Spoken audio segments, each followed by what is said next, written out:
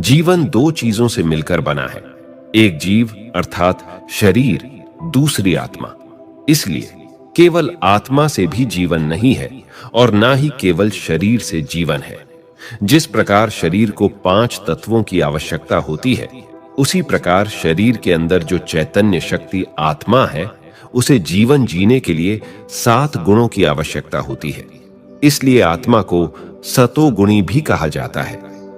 आत्मा की चैतन्यता की अभिव्यक्ति इन्हीं 7 गुणों के माध्यम से होती है, जो जीवन को अर्थपूर्ण बनाती है। आत्मा के इन्हीं गुणों के आधार से जीवन जीने में आत्मसंतुष्टि, खुशी, मौज और अतीन्द्रिय सुख का अनुभव होता है।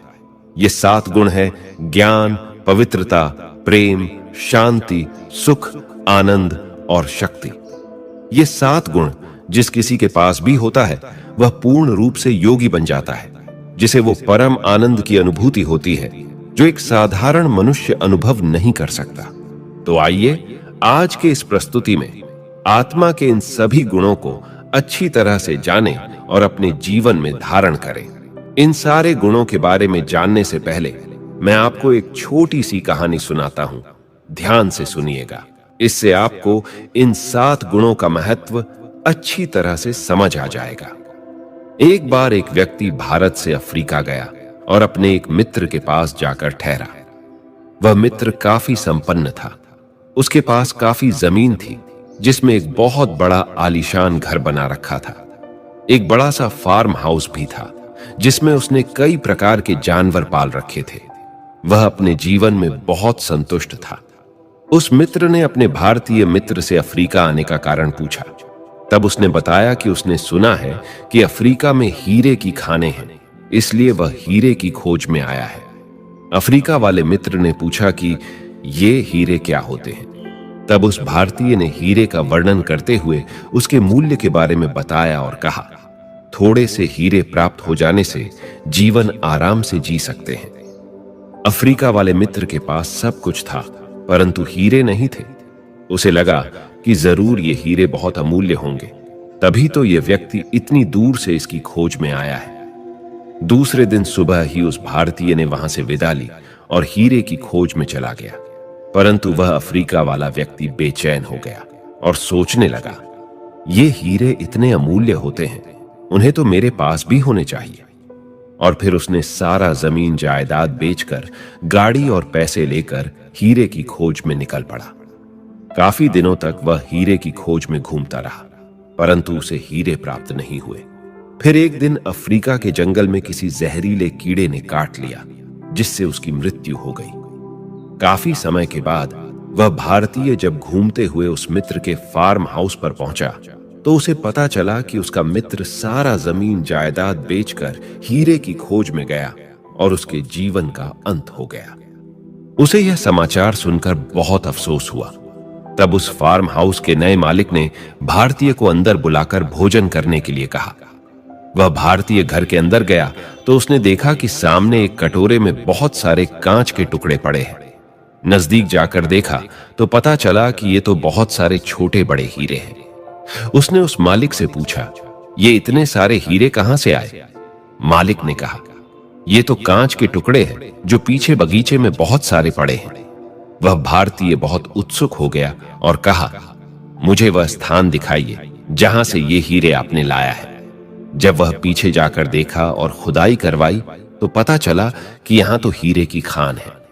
तब वह भारतीय सोचने लगा कि मेरे मित्र को हीरे का ज्ञान न होने कारण उसके बगीचे में खान होते हुए भी सब बेचकर बाहर ढूंढने गया। ठीक इसी प्रकार 7 गुणों की खान हमारे भीतर मौजूद है, लेकिन ज्ञान न होने कारण हम भी उसे बाहर ढूंढते फिरते हैं। आत्मा की 7 गुणों में सर्वप्रथम गुण है ज्ञान। ज्ञान अर्थात जानना, बोध, साक्षात अनुभव अथवा प्रकाश। सरल शब्दों में कहा जाए तो किसी वस्तु अथवा विषय के स्वरूप का वैसा ही अनुभव करना ही संपूर्ण ज्ञान है। आज संसार में ज्ञान की कमी नहीं है, विज्ञान भी अपनी चरम सीमा पर है, परंतु आध्यात्मिक ज्ञान की कमी है।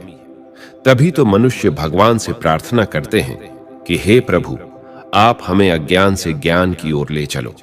इसलिए उसे सर्वप्रथम आध्यात्मिक ज्ञान की आवश्यकता है, जिसमें सबसे पहले स्वयं का ज्ञान, दूसरा परमात्मा का ज्ञान और तीसरा सृष्टि का ज्ञान होना आवश्यक है। क्योंकि मनुष्य जीवन में सबसे बड़ा अज्ञान अगर है तो वो है अहंकार, जिसके कारण आज विकारों का साम्राज्य स्थापित हो गया है। परिणाम स्वरूप दुख, पीड़ा, अशांति, अत्याचार और भ्रष्टाचार सर्वत्र व्याप्त हो गया है। अतः मनुष्य को आध्यात्मिक ज्ञान का होना बहुत जरूरी है, क्योंकि सत्य ज्ञान ही वह रोशनी है जिससे अज्ञान रूपी अंधकार का नाश होता है। वास्तव में ज्ञान सारे गुणों और शक्तियों का स्रोत होता है, क्योंकि ज्ञान के ही द्वारा हमें अपनी बुद्धि को विस्तार करने का असीमित अवसर प्राप्त होता है। इसी तरह आध्यात्मिक जगत में ज्ञान के द्वारा ही आत्मिक गुणों और शक्तियों का विकास होता है, जिससे आत्मा को अपने स्वरूप और मानव जीवन के श्रेष्ठतम लक्ष्य की पहचान मिलती है। आत्मा की 7 गुणों में दूसरा गुण है पवित्रता। पवित्रता अर्थात मन, विचार, व्यवहार और भावनाओं में शुद्धता। पवित्रता को सुख शांति की जननी भी कहा जाता है। इसलिए जहां विचारों की शुद्धि हो, व्यवहारों की शुद्धि हो और भावनाओं की शुद्धि हो, वहीं पर इंसान को अच्छा लगता है, वहीं पर उसे सुख शांति की भावना मिलती है, क्योंकि वहीं पर निस्वार्थ प्रेम पनपता है। इसलिए ऐसा कहा जाता है कि जहां शुद्धि होती है वहीं ईश्वर का निवास होता है। परंतु मनुष्य केवल बाहरी शुद्धि को तो अपना लेता है, लेकिन आत्मा की शुद्धि की जिम्मेदारी नहीं लेता। कुछ लोग ब्रह्मचर्य अपनाकर स्वयं को पवित्र समझने लगते हैं, परंतु पवित्रता का अर्थ केवल ब्रह्मचर्य नहीं है, क्योंकि ब्रह्मचर्य सिर्फ भौतिक शरीर से पवित्र रहने को माना जाता है। वास्तव में पवित्रता का सही अर्थ है मन, बोल और कर्म की शुद्ध करना। एक व्यक्ति की सोच अगर शुद्ध हो तो हम उनको संत या महान आत्मा कहते हैं, क्योंकि हमारे मन से विचारों की सृष्टि होती है।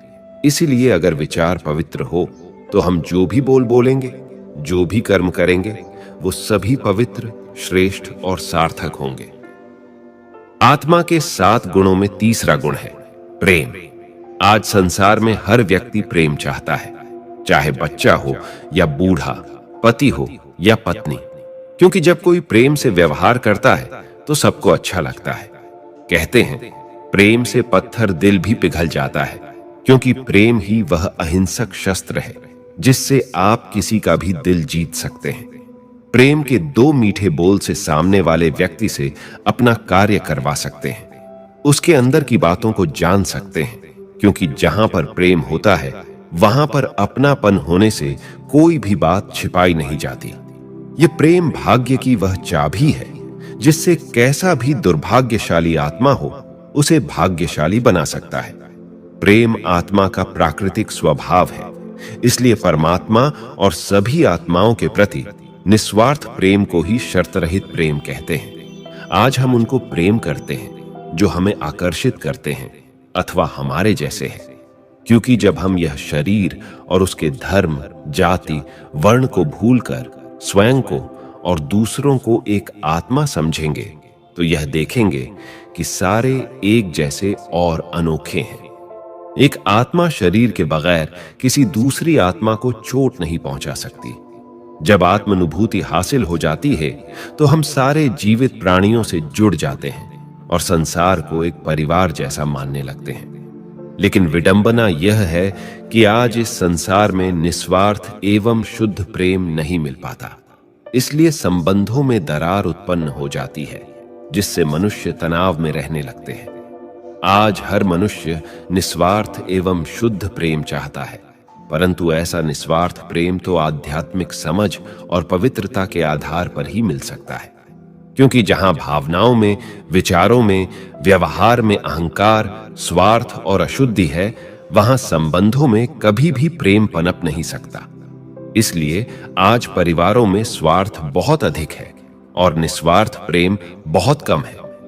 अतः प्रत्येक मनुष्य को निस्वार्थ और शुद्ध प्रेम ही करना चाहिए, क्योंकि जहां प्रेम है वहीं जीवन जीने का सच्चा आनंद है।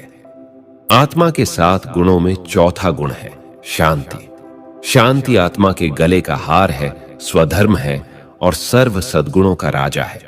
इसलिए जहां पर आपसी समझ अर्थात ज्ञान है, पवित्र भावनाएं हैं, प्रेम है, वहां व्यक्ति शांति और सहज अनुभव करता है। आज हर इंसान को शांति चाहिए, परंतु शांति नहीं मिल पाता, क्योंकि वह जानता ही नहीं कि आत्मा की शांति ही परम शांति है। इस शांति का आधार आध्यात्मिक ज्ञान या विवेक है। अतः मन में पवित्र विचार एवं भावनाएं तथा शुद्ध व्यवहार और आपसी संबंधों में निस्वार्थ प्रेम से ही शांति की स्थापना होती है। योग शिक्षा के अनुसार आत्मा का वास्तविक स्वरूप परम शांति है। जब कोई व्यक्ति अपने वास्तविक स्वरूप को महसूस कर सकता है, तो उसे सर्वोच्च शांति की स्थिति में अस्तित्व का अनुभव करने का अवसर मिलता है। परम शांति को परम सुख की स्थिति से भी बेहतर कहा जाता है, क्योंकि लोग परम सुख से थक जाएंगे, लेकिन वे परम शांति से कभी नहीं थक सकते। आत्मा के 7 गुणों में 5वां गुण है सुख। आज मनुष्य सुख को यथार्थ रूप में समझ नहीं पाया है। वह सुख को बाहरी भौतिक साधनों में ही ढूंढता फिर रहा है। इस कारण वह सर्व सुख सुविधाओं के बीच होते हुए भी जीवन में सुख का अनुभव नहीं करता। किसी सुखद शैया पर सोने पर भी चैन की नींद नहीं ले पाता। दुनिया में सच्चे सुख के लिए मनुष्य कितनी भाग दौड़ और मेहनत करता है, लेकिन इस सांसारिक सुख के साथ साथ सिर्फ दुख ही मिलता है। तभी तो मनुष्य कहता है, सूखी रोटी चलेगी, सादा भोजन चलेगा, परंतु सुख चाहिए। यदि उसके सामने 56 प्रकार के भोग रखे हो, परंतु खाते समय किसी ने दुख का कोई समाचार सुना दिया, तो एक भी पदार्थ अंदर नहीं जाता। तात्पर्य यह है कि भोजन शरीर के लिए आवश्यक तो है, परंतु उससे भी अधिक आवश्यकता आत्मा को सुख की है। इसलिए महान आत्माओं ने कहा है कि सुख बाहर की नहीं, अंदर की होनी चाहिए। लेकिन अंदर का सुख कहां और कैसे प्राप्त करना है, यह मालूम ही नहीं। इसलिए जब बाहर ढूंढते ढूंढते उसे सुख नहीं मिलता, तो वह अपने जीवन में निराश और परेशान हो जाता है। इसलिए जीवन में सच्चे सुख की प्राप्ति के लिए 4 बातों का ज्ञान होना आवश्यक है, जिसके बिना सुख की केवल कल्पना ही रह जाती है। पहला, जब जीवन को आध्यात्मिक ज्ञान से सींचते हैं। दूसरा, जब संबंधों में पवित्र भावनाओं को पनपने देते हैं। तीसरा, जब निस्वार्थ प्रेम की सरिता बहती है। और चौथा, जब मन में प्रसन्नता से पूर्ण शांति मिले। 7 गुणों में आत्मा का 6ठा गुण है आनंद। आनंद का अर्थ है शरीर की 5 कर्मेंद्रियों के अनुभव से मुक्त हो जाना। इसलिए जहां ये 5 गुण ज्ञान, पवित्रता, प्रेम, शांति और सुख होंगे, वही जीवन में सर्वोच्च स्थिति आनंद की प्राप्ति होगी। क्योंकि आत्मा का वास्तविक स्वरूप ही है सच्चित आनंद स्वरूप। परंतु आज मानव अपने वास्तविक आनंद स्वरूप से इतना दूर हो गया है कि इस आनंद को ढूंढना पड़ रहा है। कई महान आत्माओं ने इस आनंद की प्राप्ति के लिए अपने घर बार छोड़ दिए, तथा इस आनंद की प्राप्ति के लक्ष्य से कभी विचलित न हो जाए, इसके लिए उन्होंने अपने नाम के पीछे आनंद जोड़ दिया, ताकि हर समय इस लक्ष्य की स्मृति रहे कि जीवन का लक्ष्य है आनंद की अनुभूति करना। आनंद को सर्वोच्च इसलिए कहा गया है क्योंकि इस गुण का कोई विपरीतार्थक शब्द नहीं है, जैसे सुख के साथ दुख, प्रेम के साथ नफरत आदि। इसलिए आनंद को अलौकिक, ईश्वरीय माना गया है। तभी तो उन महान आत्माओं ने उसका अनुभव करना चाहा है। परंतु आज आनंद की बात तो बहुत दूर, मानव जीवन में खुशी भी नहीं है। 7 गुणों में आत्मा का 7वां गुण है शक्ति। जहां ये 6 गुण ज्ञान, पवित्रता, प्रेम, शांति, सुख और आनंद है, वहां मनुष्य अपने जीवन में शक्ति का अनुभव अवश्य कर सकता है। परंतु आज आत्मशक्ति तो दूर, मनुष्य में आत्मविश्वास भी नहीं रहा। वास्तव में ये 7 गुण आत्मा का सत्य स्वरूप है। ये सिर्फ गुण नहीं है, ये महान शक्तियां हैं। अर्थात इसमें ज्ञान की शक्ति, पवित्रता की शक्ति, प्रेम की शक्ति और शांति की शक्ति है। इसलिए आत्मा को कहा जाता है कि आत्मा चैतन्य शक्ति है। जब मानव इन गुणों का स्वरूप बनकर व्यवहार करता है, तब इन गुणों की चैतन्यता या ऊर्जा उसके स्वरूप में प्रकट होती है। लेकिन आज मनुष्य आत्मा अपनी वास्तविकता से बहुत दूर चली गई है। ये सातों गुण मानव जीवन में सक्रिय नहीं है, तभी तो आत्मा इन गुणों की शक्ति में कमजोर हो गई है। यही कारण है कि व्यक्ति उन्हें बाहर ढूंढने लगता है और चाहता है कि कहीं से इनका अनुभव हो जाए, कहीं से उनकी प्राप्ति हो जाए। परंतु जब बाहर से इनकी प्राप्ति नहीं होती, तब आत्मा कमजोरियों की शिकार हो जाती है, जिसके परिणाम स्वरूप बदले में 7 अवगुण काम, क्रोध, लोभ, मोह, अहंकार, आलस्य, ईर्ष्या, द्वेष आदि जीवन में सक्रिय हो जाते हैं। इन कमजोरियों के वशीभूत व्यक्ति को विकारी कहा जाता है। इसीलिए उपर्युक्त 7 गुणों की संपूर्णता के आईने में अपना स्वरूप देखना चाहिए, जिससे स्वयं को पहचान कर सके कि वो क्या है, कौन है और उसकी वास्तविकता क्या है। कई बार लोगों के मन में यह सवाल पैदा होता है कि आखिर इन 7 गुणों को विकसित करने से हमारे वर्तमान जीवन में क्या फायदा होगा, क्या प्राप्ति होगी। इन 7 गुणों से जब हम अपनी आत्मा को संपन्न कर लेते हैं तो हमारे जीवन में 3 बहुत बड़े फायदे होते हैं। पहला, हम परिस्थिति को बदल सकते हैं। दूसरा, हम लोगों की मनोवृत्ति को बदल सकते हैं। और तीसरा, हम अपने आसपास के पूरे वातावरण को बदल सकते हैं। आज दुनिया में जितनी भी महान हस्तियां हुई हैं, उनकी महानता का आधार यही 7 गुण ही थे, क्योंकि इन 7 गुणों से ही वे अपनी आत्मा को सर्व शक्तियों से संपन्न किया था। चाहे स्वामी विवेकानंद हो, महात्मा बुद्ध हो या फिर महावीर स्वामी हो, उन्होंने अपने अंदर इन 7 गुणों को मन, वचन और कर्म में प्रत्यक्ष कर दिखाया था और उन्होंने इस दुनिया में अनेकों के जीवन को प्रभावित किया तथा कितने ही लोगों के जीवन उनके माध्यम से परिवर्तन हुआ। आइए जानते हैं कि आत्मा के 7 गुणों का हमारे स्वास्थ्य पर क्या प्रभाव पड़ता है। ये 7 गुणों का हमारे स्वास्थ्य पर बहुत गहरा प्रभाव पड़ता है। जैसे ज्ञान का संबंध हमारे स्नायु तंत्र यानी नर्वस सिस्टम के साथ जुड़ा है। जब स्नायु तंत्र सारे शरीर में संदेश पहुंचाने का कार्य करता है, तब आध्यात्मिक ज्ञान हमारे स्नायु तंत्र को सही हालत में रखने में सहायक होता है।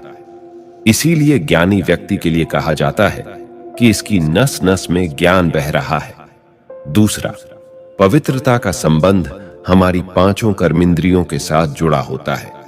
इसीलिए जब व्यक्ति कर्मेंद्रियों के वशीभूत हो जाता है अथवा देह के विषयों के प्रति उसमें आसक्ति पैदा होती है, तो वह उसे शक्तिहीन बना देती है।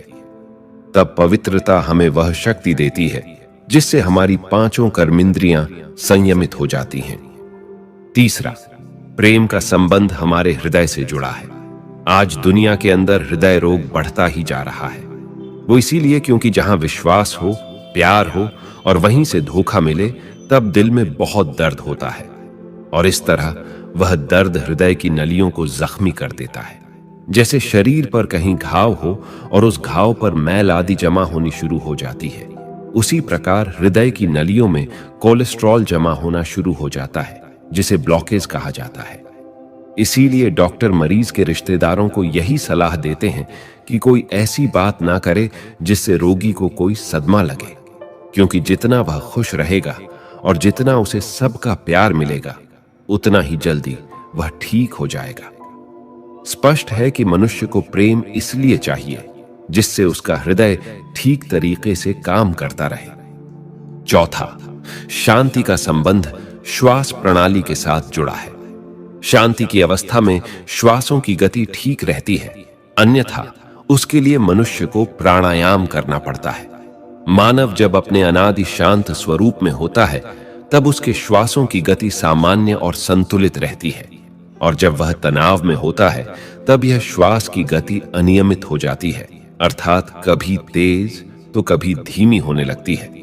इसीलिए श्वास प्रणाली को संतुलित रखने के लिए शांति की आवश्यकता होती है। पांचवा, सुख का संबंध हमारे पाचन तंत्र से जुड़ा है।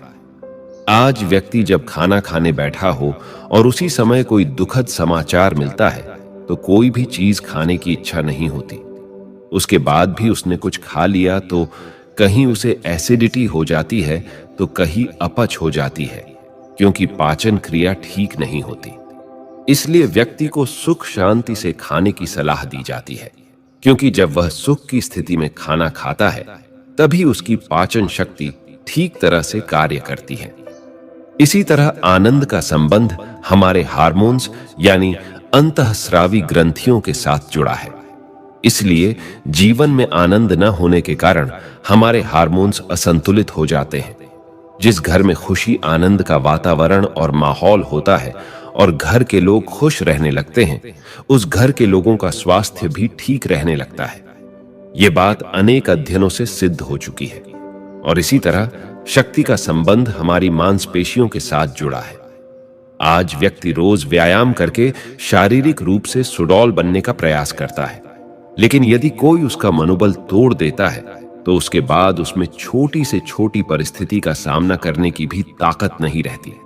परंतु समय पर जब कोई उत्साहवर्धक शब्द कहकर किसी का मनोबल जगा दे तो उसमें असंभव को भी संभव करने की ताकत आ जाती है, जैसे शास्त्रों में हनुमान जी का उदाहरण है। इस तरह स्पष्ट है कि आत्मा के सातों गुण हमारे स्वास्थ्य के साथ सीधा और बहुत गहरा संबंध जुड़ा हुआ है। इसलिए हमें इन सातों गुणों की आवश्यकता है। आज संसार के अंदर दिन प्रतिदिन बीमारियां बढ़ती जा रही हैं। इसका एकमात्र कारण यही है कि इन सात गुणों से आत्मा की ऊर्जा क्षीण हो गई है। अतः आत्मा को ऊर्जावान करने के लिए सातों गुणों से परिपूर्ण आध्यात्मिकता और योगाभ्यास की आवश्यकता है।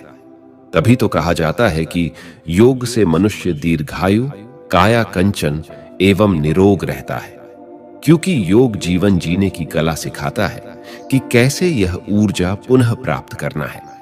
हिंदू धर्म में देवी देवताओं को सदा निरोगी काया या कंचन काया वाले दिखाते हैं। हमने कभी किसी कथा में यह नहीं सुना कि देवताओं को किसी चिकित्सालय में भर्ती कराया गया हो या उनकी कोई शल्य क्रिया की गई हो, क्योंकि उनकी आत्मा सातों गुणों से भरपूर थी और उनका जीवन सातों गुणों से महकता था। अब सवाल यह उठता है कि स्वयं को सर्व गुणों एवं शक्तियों से संपन्न कर आत्मा की सर्वोच्च स्थिति को प्राप्त करने का उपाय क्या है? जीवन के सफर में हम अपनी वास्तविकता से बहुत दूर चले जाते हैं, इसलिए जीवन में कमजोरियां आ जाती हैं।